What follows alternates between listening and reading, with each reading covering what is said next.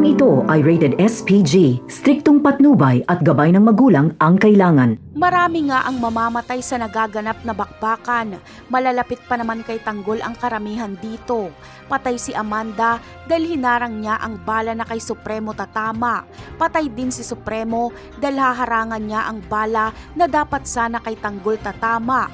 Sa huling pagkakataon ay ipinakita at pinatotohanan ni Premo na anak ang turing niya kay Tanggol dahil sinakripisyo niya ang kanyang buhay dito. Habang si Mang Berting naman ay mamamatay din. Galit na galit siya sa pagkamatay ni Supremo kaya sumugod siya kila Agustus ng alanganin. Siya tuloy ang pinagbabaril nila Agustus.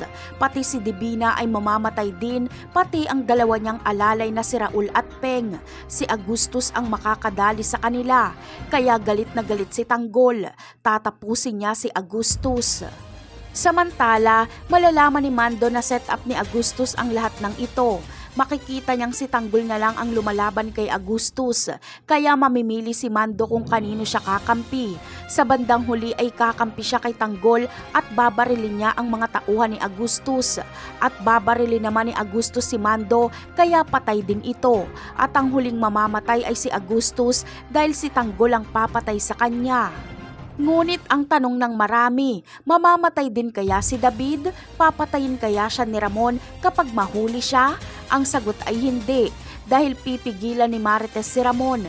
Pero mas masahol pa sa kamatayan ang mararamdamang pagdurusa ni David dahil mabubulok siya sa kulungan. Malalaman na din kasi na siya ang pumatay kay Camille at kay David ipapaako ni Ramon ang pagkamatay ng mga kabalyero para masiguradong sa kulungan na tumanda si David. Napakarami pa nating dapat abangan sa mga susunod na episode. Paalam!